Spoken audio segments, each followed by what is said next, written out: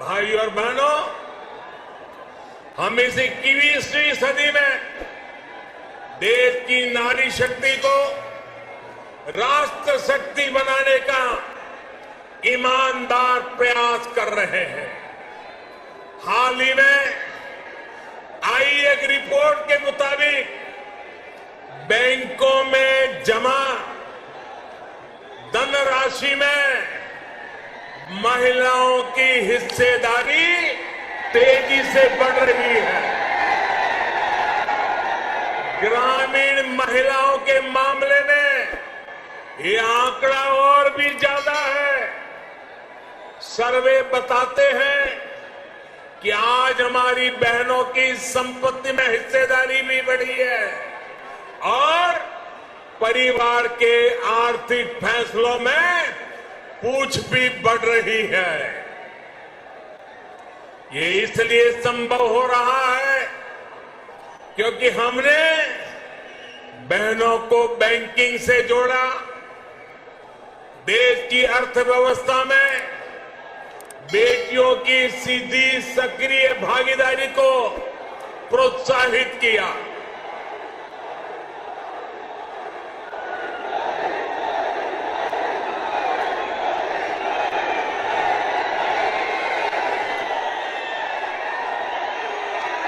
आपके प्यार के लिए मैं आपका अभिनंदन करता हूं, धन्यवाद करता हूं।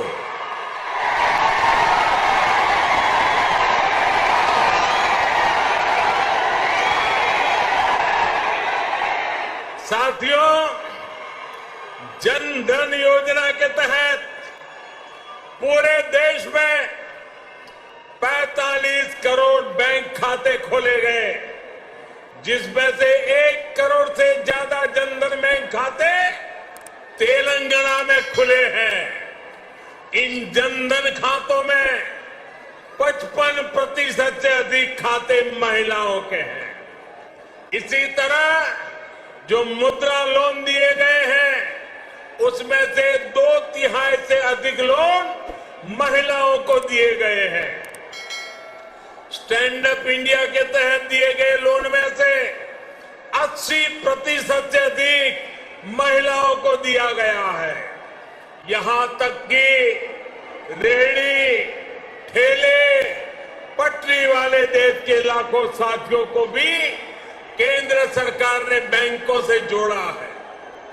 पीएम स्वनिधि योजना के तहत तेलंगाना में के भी हजारों साथियों को मदद मिली है। साथियों, हैदराबाद देश की आत्मनिर्भरता का, देश के आत्मविश्वास का प्रमुख सेंटर है। तेलंगाना के दूसरे शहरों और गांवों में भी असीम सामर्थ्य है। यहां के खेतों में, यहां के किसानों के पास देश और दुनिया को देने के लिए बहुत कुछ है। यहां प्रकृति ने भी कोई कमी नहीं रखी है। मैं आपको विश्वास दिलाता हूं कि जब तेलंगाना में भाजपा की डबल इंजन सरकार बनेगी तो तेलंगाना के शहर,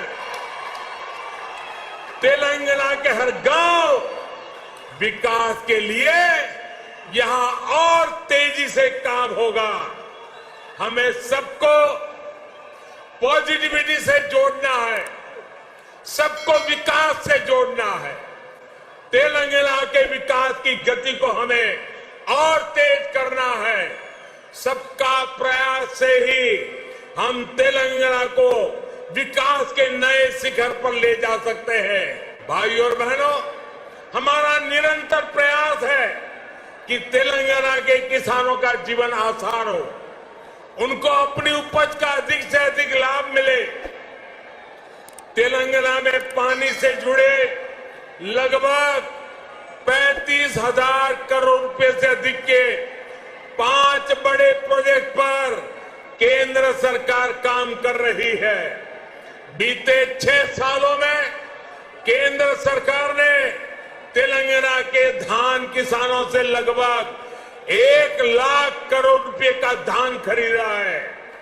धान किसानों को लागत का 1.5 गुना पैसा भी दिया है। इस बार भी धान की एमएसपी में 80 रुपये की वृद्धि कर उसे 2000 रुपये प्रति क्विंटल से ज्यादा कर दिया गया है। भाइयों और बहनों, बीते 8 वर्षों में हमने हर भारतीय के जीवन में सकारात्मक परिवर्तन लाने का प्रयास किया है। देशवासियों का जीवन कैसे आसान हो, विकास का लाभ कैसे हर व्यक्ति हर क्षेत्र तक पहुंचे, इसके लिए हमने निरंतर काम किया है। दशकों तक जो वंचित रहे, शोषित रहे, उनको भी राष्ट्रीय योजनाओं के माध्यम से हमने विकास में भागीदार बनाया है। यही कारण है कि गरीब, दलित, वंचित, पिछड़े, आदिवासी सभी को आज लगता है कि भाजपा सरकार उनकी आवश्यकताओं और आकांक्षाओं दोनों की पूर्ति कर रही है। देश की महिलाओं, हमारी बहन बेटियों को भी आज महसूस हो रहा है कि उनका जीवन आसान हुआ है, उनकी सुविधा बढ़ी है। अब वो राष्ट्र के विकास में अधिक योगदान दे सकती है। साथियों, तेलंगाना के लोग पूरी दुनिया में कड़ी मेहनत और देश के विकास के प्रति समर्पण के लिए जाने जाते हैं। तेलंगाना में कला, कौशल, कर्मठता भरपूर है।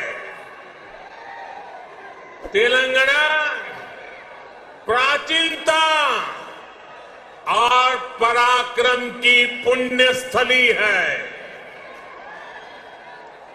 यहां भद्राचलम में श्री राम से लेकर यादाद्री में श्री नरसिम्हा तक, आलमपुर में जोगुलांबा से लेकर वरंगल में भद्रकाली तक, इस पवित्र भूमि से ईश्वरीय आशीर्वाद हमारे भारत पर अविरल बरसते हैं। विश्व प्रसिद्ध रामप्पा मंदिर से लेकर अद्भुत काकतीय तोरणम तक तेलंगाना का आर्ट और आर्किटेक्चर हमें गौरव से भर देता है। प्रताप रुद्र से रानी रुद्रमा देवी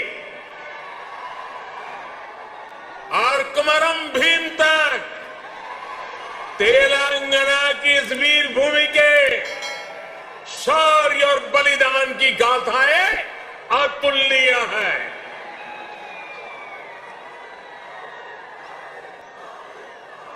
भद्राचलम, रामदासु से लेकर पालकुरी की सोमनाथ तक यहां के काव्य का माधुर्य, यहां के साहित्य का सौंदर्य पूरे भारत के लिए अमूल्य निधि है। इस धरती की ये आस्था, ये श्रद्धा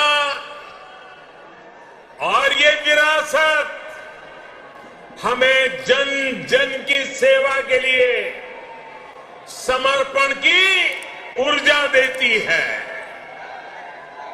इसलिए साथियों,